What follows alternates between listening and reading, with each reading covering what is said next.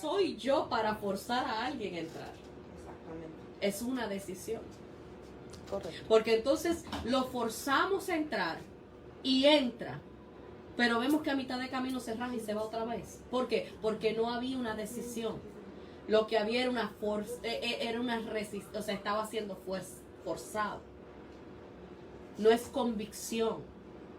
Es que yo conozco, yo creo, pero no hay una convicción. Entonces no podemos hacer eso. ¿Ok? Seguimos para terminar con esto, ¿verdad? Dice que Grecia es enemigo de lo sobrenatural. Todo lo que tenga que ver con lo profético. Él se va en contra de todo lo que sea sobrenatural y profético. O sea, si yo no lo veo, no lo creo. Entonces viene con un espíritu de ¿qué?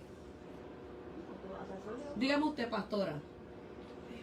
¿Con un espíritu de qué puede venir este espíritu de Grecia? ¿Quiénes vienen acompañando a este espíritu de Grecia? Tenemos a Egipto, tenemos a Persia. Sí, no, pero ya esos se abrieron, no todavía. Incredulidad. Gracias, gracias, Elich. Mira que estaba leyendo algo aquí. Aleluya. Incredulidad. Un espíritu de incredulidad. Fíjese, hay una porción bíblica en donde hay un hombre que le pide a los discípulos de Jesús que le sacaran el espíritu malo que tenía su hijo. Y los espíritus no pudieron sacar, los espíritus, no es santo, los discípulos no pudieron sacar al espíritu. A donde este hombre va donde Jesús y le dice, mira, tus discípulos no pudieron hacer el trabajo. Perdona mi incredulidad, tú lo puedes hacer. A lo que Jesús le dijo, es que esto no sale si no es con ayuno y con oración. ¿A qué se refería Jesús? Al espíritu. Que el espíritu no salía si no era con ayuno y oración. No se refería al espíritu. Se refiere a la herramienta. Nosotros. A la incredulidad. Ah. Cuando él ya. dice, si nosotros vamos a buscar la porción, él dice, Señor, perdona mi incredulidad. Y él le dice, lo que pasa es que esto no sale si no es con ayuno y oración. O sea, que era Entonces, Era el Padre. ¿por qué razón el espíritu no salió? Porque había incredulidad. Exactamente. Había incredulidad. ¿De parte de quién? Del Padre. ¿Y de parte de quién más? Del Hijo. De los discípulos. Ah, de los discípulos. ¿Sabes por qué? Vamos al barco.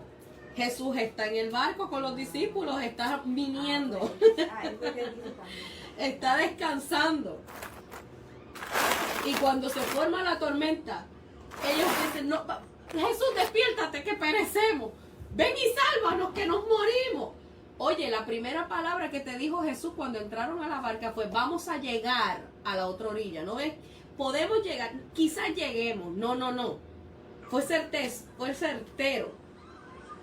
Crucemos a la otra orilla. Más nada, crucemos. Vamos a llegar. O sea, aquí hay una palabra de que tú y yo vamos a llegar. Aunque se forme la tempestad más grande, nosotros vamos a llegar. Amén. Pero en medio del mar se forma la tempestad. Y ellos salieron corriendo, diciendo, Jesús, despiértate, que nos ahogamos, que nos morimos. Y él dice, y tanto que he estado con ustedes y todavía sigo bregando con ustedes, hombres de poca fe, incredulidad. Entonces, ¿por qué estos hombres que estaban llenos del poder de Dios en aquel momento no pudieron sacar ese espíritu? Por la incredulidad. Porque ellos mismos no creían que podían hacer lo que Jesús hacía. Bueno, tú me acabas de despertar en algo. Vivencias como personas, vamos a decir, ministras, líderes, o personas que hemos estado, ¿verdad?, en un púlpito, frente de un púlpito, y hemos estado orando, Y ministrando por personas y que hemos sentido, en un momento dado yo recuerdo haber sentido literalmente que algo salía y volvía otra vez y entraba. O sea, sentir que la persona rechazó lo que iba a recibir. La rechazó en el sentido de tiene que ser de la incredulidad, porque a veces se paran al frente en un púlpito, pero todavía están luchando consigo mismo si esto es cierto o no, si verdaderamente Dios puede hacer algo por mí o no. Muchas veces viene inclusive porque a lo mejor no me siento merecedora de lo que voy a recibir, pero también porque no creo, estoy aquí pero no creo. O sea, yo necesito algo más. Que Dios se me manifieste a lo mejor de una manera, porque es que si el hombre siempre quiere encajonar a Dios en cuanto a cómo Dios se va a manifestar. Queremos decir cómo lo va a hacer. Y con quién lo va a hacer y a través de quién, porque también queremos escoger a través de quién quiere hacerlo. Y recuerdo en una ocasión me sucedió en la que yo estoy orando por una persona y que la persona tiene una necesidad y la persona quiere recibir esa bendición o esa sanación a través de un pastor específico. Y yo literal sentí que en el espíritu que me dijo, pero es que lo que él tiene, ¿tú lo tienes? Y yo decía, ¿cómo que yo lo tengo? Yo no tengo ese poder de sanación. Y digo, pero me tienes a mí. Y él a quien me sirve es a mí. Y tú también me sirves a mí. O sea, si nosotros le estamos sirviendo a Dios, en mi mente, yo lo que tengo que es que yo no tengo que mirar el vehículo que Dios va a utilizar. Yo tengo que buscar a Dios en todo momento. Aquí el que hace el trabajo es Dios. El salmista nos decía, alzaré mis ojos a los montes, aleluya, consciente de que mi socorro viene de Jehová. O sea, cada uno de nosotros, es más, mira, sea pastor o no sea pastor, sea profeta, sea evangelista, la sanación de una persona en una administración viene a través del vehículo que Dios quiera utilizar. Y en ese momento a través de un niño si es necesario. Mire, y a través, porque a veces estamos esperando y se mueve mucho el hecho de que si no me tocan no recibí. Eso pero no puede si ser. la atmósfera está, Escogerla. es creerlo, es vivirla, Se es soltó una sentirla. palabra desde el altar, por el profeta, por el pastor, por el que Dios quiso utilizar. Se soltó una palabra de sanidad, se soltó una palabra de bendición. Mi trabajo es creer. Mira, cuando nosotros nos ponemos a estudiar, recuerdo cuando estábamos estudiando lo de capellanía, que se nos pusieron a estudiar de diferentes hombres que marcaron la historia. Yo recuerdo, principalmente una de las que más se menciona es Kathryn Kuhlman, pero también hay otros hombres que Dios utilizó en un momento dado en esos tiempos. Y recuerdo haber leído una historia, no sé si es de Kathryn Kuhlman, no sé de cuál, ahora mismo no recuerdo de cuál, porque leímos de tantos. Pero daba de testimonio la persona, y creo que fue a Kathryn Kuhlman, porque fue en una carta en la que le decía que fue a verla donde se encontraba, pero no pudo entrar al local donde ella estaba porque había mucha gente, pero se quedó afuera y afuera recibió la sanación. Entonces, ¿qué había? Unción, Óyeme, poder, unción, poder, y que es la que abarca y llega a aquel que con fe la está esperando.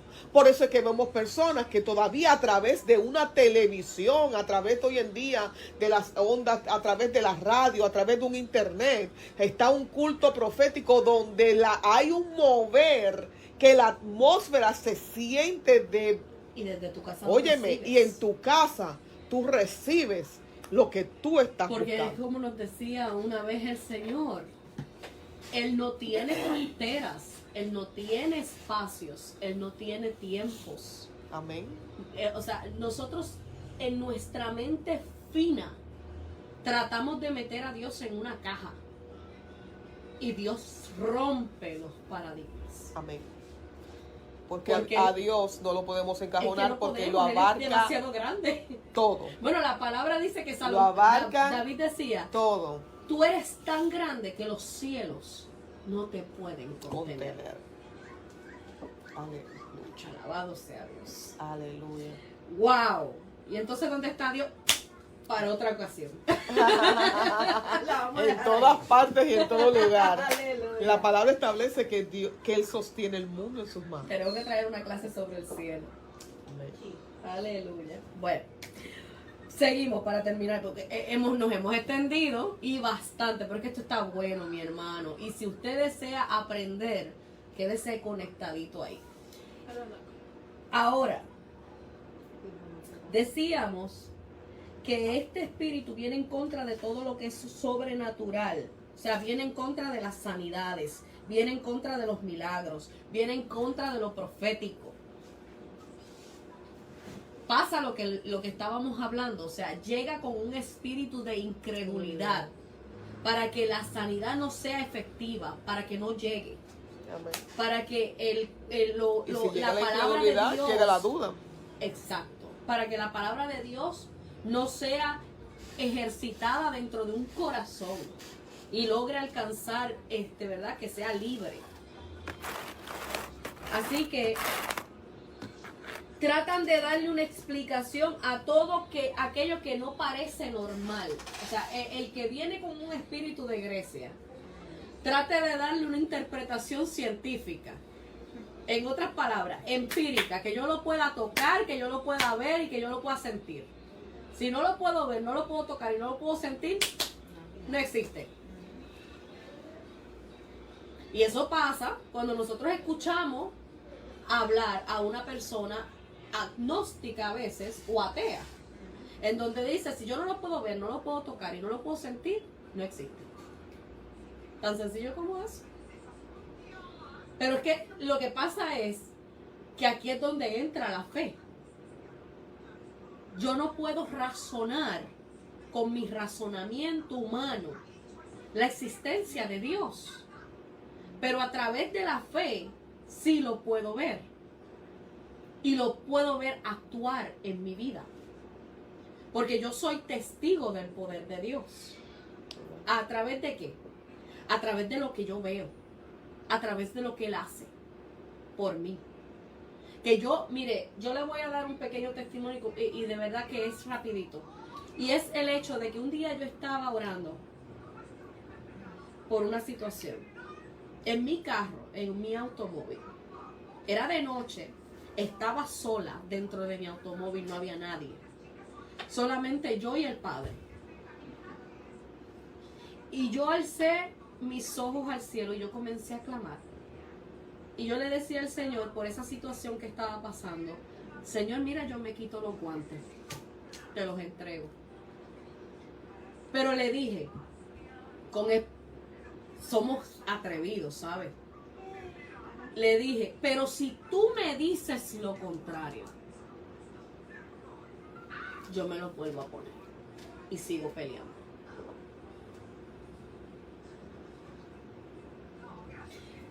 Al otro día yo me levanté temprano porque había una vigilia, no es vigilia, un retiro en la iglesia tempranito en la mañana.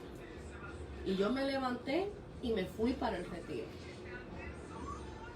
Cuando yo llegué, la persona que está al frente manda a unirse en dos, o sea, en pareja para orar. Que todos los que estábamos allí cogieran a una persona y en pareja se pusieran a orar. A mí me toca con este hermano y estábamos orando. Él por mí y yo por él. Y de momento el Espíritu ha tomado a este hombre del Señor. Y me tomó por una mano y me comenzó a caminar por toda la iglesia. Y mientras íbamos caminando me decía, el Señor dice que te quiere caminando. Camina, camina. Y me dijo las palabras que me volaron el cerebro. A donde yo entendí que existe lo sobrenatural. Porque me dijo, tú me dijiste que te querías quitar los guantes. Pero yo te digo que no es el tiempo. Yo estaba sola. Conmigo no había nadie. Solamente el Espíritu de Dios. Así que yo puedo dar testimonio de que Dios escucha y de que es real. Gloria a Dios. Provoca que se forme una estructura rígida. Este espíritu de Grecia, al igual que el espíritu de Egipto, provoca que se forme una estructura rígida donde se impregne la razón y la filosofía humana. O sea, yo voy todo el tiempo a ver las cosas desde mi razonamiento. Voy a tratar de no ver las cosas del punto sobrenatural, porque para mí lo que existe es lo que yo puedo ver, tocar y sentir. A la misma vez hago filosofía humana, que significa que yo voy a poner el razonamiento y voy a dar mis palabras de acuerdo a lo que yo estoy viendo, a lo que yo estoy sintiendo y a lo que estoy percibiendo y tocando. O sea, voy a establecer una filosofía humana, leyes humanas, reglas humanas que no se salgan de lo normal, de lo que yo entiendo que es normal. Detiene al hombre para que no pueda acceder a la presencia de Dios y a las dimensiones sobrenaturales. O sea,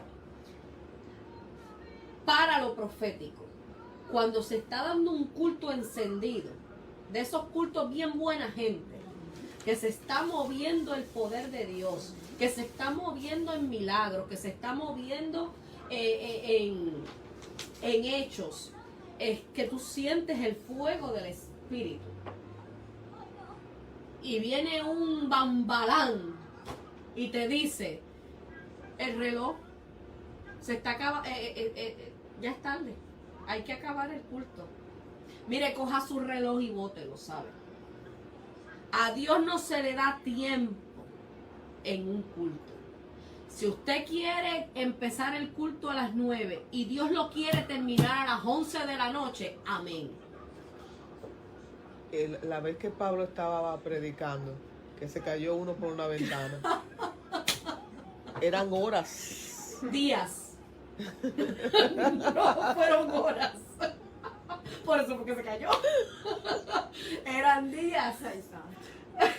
Mire, mi hermano, léase la Biblia, váyase. Eso yo creo que me parece que está en Corintios. Ay, ay, ay. Eso sí, usted ve que nosotros nos reímos ¿verdad?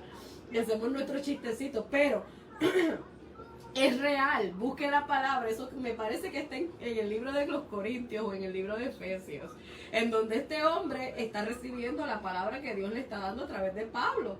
Pero el muchacho se sentó en una ventana porque no pudo haberse sentado en otro lado, el querido. Él se sentó en el borde de la ventana y mientras Pablo predicaba, parece que cansado, se quedó dormido. Se cayó de la ventana de un segundo piso y se mató. La Biblia lo dice que se mató. Pero lo resucitaron. Dice que yo lo he leído, pero como que no me El acuerdo. poder de Dios lo resucitó, sí. El poder de Dios lo Ahí resucitó. tienen su milagro. Ahí tiene su milagro. Ese definitivamente no se vuelve a acercar a una ventana. Y las cosas sobrenaturales de Dios. Yo recuerdo en una ocasión que estaba escuchando el testimonio bien terrible de una persona, al punto tal que yo llegué a dudar dudar no, yo decía, Dios mío, en mis adentros, verdaderamente esta persona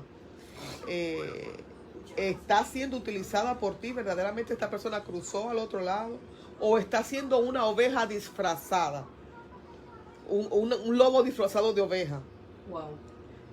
Y la persona que estaba en el frente dijo, tengo que contestar. Esto me vino ahora y tengo que decirlo, porque siento que es una respuesta para alguien que se encuentra aquí. El Señor dice que si están en el mismo espíritu, tú vas a saber quién es del espíritu y quién no es del espíritu. Así que Dios sí contesta. Aleluya. Dios sí contesta. Y tajante. Y me contestó directamente con la misma persona que estaba causando en mí la inquietud. Y es tajante a la hora de contestar. Muchas veces no contesta con la dulzura que uno esperaría. A veces sí, a veces no. Lindo. No, es que Dios siempre te contesta con amor, pero Si te lo has dicho 100.000 veces, va a llegar un día así que te va a bajar. que sí, que te va a jalar la oreja. Ahora, fíjese, este espíritu causa parálisis espiritual o estancamiento. Porque al no haber el espíritu profético, al no moverse el espíritu profético, ¿qué sucede? Tú no puedes crecer. ¿Por qué? Porque si tú no tienes la capacidad de escuchar la voz de Dios, que es la que te ayuda a crecer, tú no puedes crecer. Te paralizas, te estancas. Así que este espíritu provoca en todo aquel que es seducido por él una parálisis espiritual. Este espíritu viene con dos espíritus más que se llaman intelectualismo y racionalismo. Todo lo pienso, todo lo razono. Pero el intelectualismo es que yo soy lo suficientemente inteligente para pensar por mí mismo. No necesito que nadie piense por mí. Así que me alejo de Dios porque yo entiendo que yo solo puedo hacerlo. Entonces llego también a utilizar la razón que me aleja de la fe. Y cuando la razón me aleja de la fe, ya yo no tengo que creer en Dios. Y pienso que yo sola puedo hacer todo. Que yo tengo el poder para hacerlo todo. No necesito de Dios. Va tras lo apostólico y lo profético. Así que este espíritu cuando entra, va a la cabeza de la iglesia, a la enseñanza de la iglesia. Y déjeme decirle que cuando hablamos de lo apostólico, está hablando de las apariciones de esa iglesia. Se lo voy a decir un poquito más light. Se supone que el apóstol, ¿qué es lo que hace? Crear, plantar, Plantar, exactamente, sembrar. Otras, ¿verdad? Otras semillas para que haya una cosecha y diferentes casas. O sea, se siga propagando la palabra de Dios. Apóstol, yo edifiqué, apóstol sembró. Exactamente. Ahora, si esto viene tras lo apostólico y lo profético, quiere decir que Él va a impedir el crecimiento de la iglesia. Y que Él va a impedir que la iglesia se multiplique. Por eso es que digo, la preñez espiritual de la iglesia, Él va a hacer que aborte. Que se aborte. Va a causar abortos espontáneos. Alaba. Líderes que están surgiendo. Y de momento tú los ves como la espuma.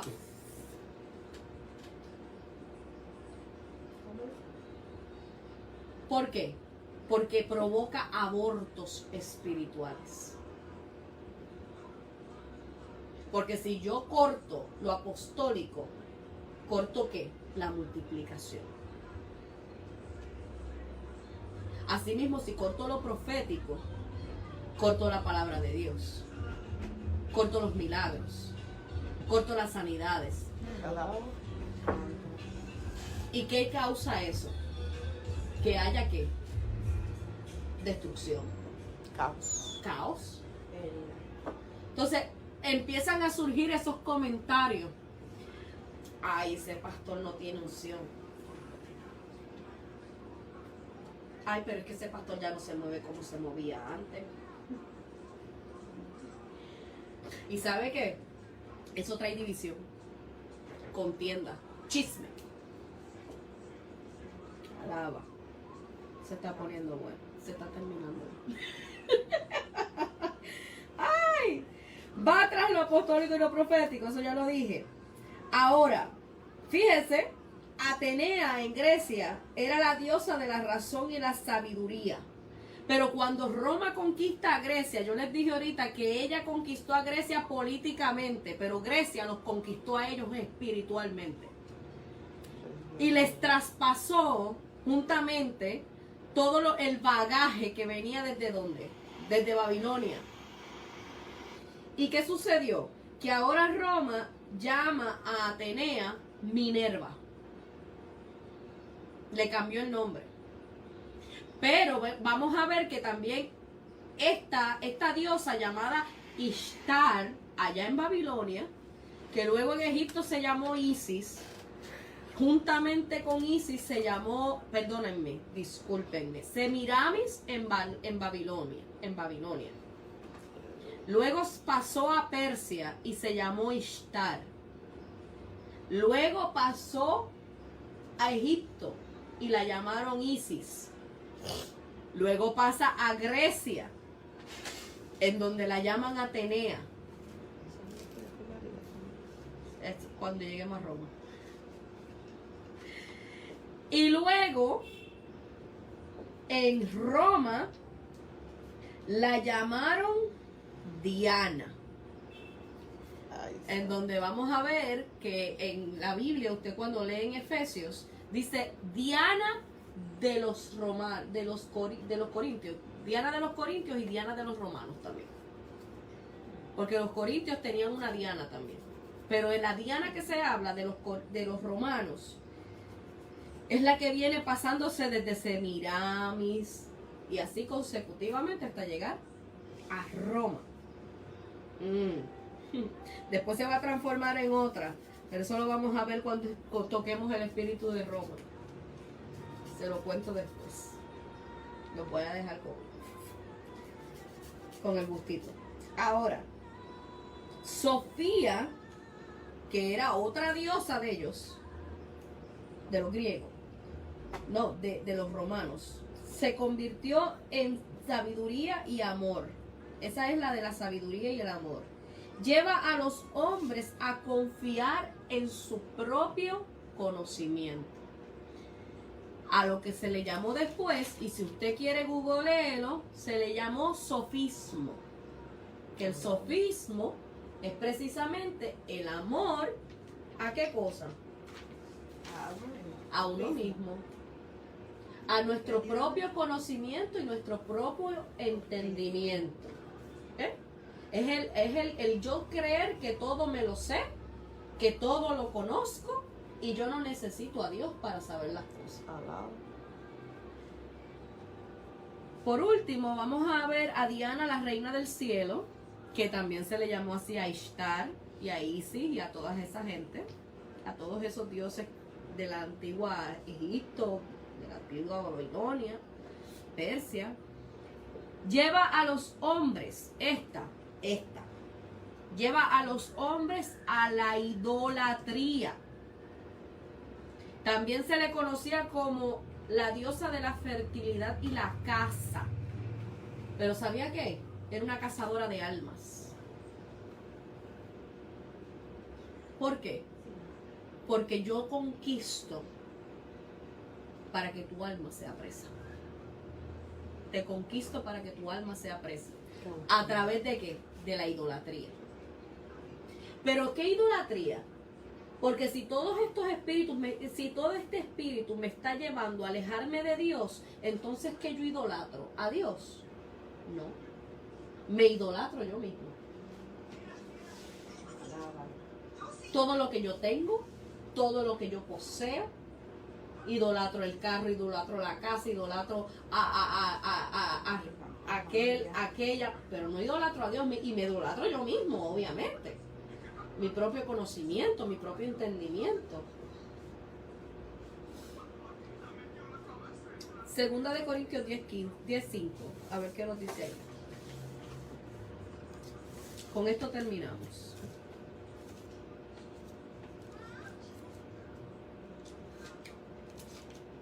2:15. 10:5.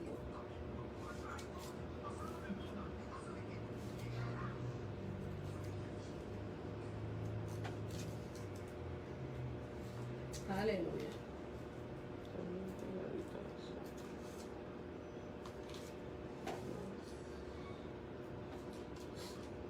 5. Ujú.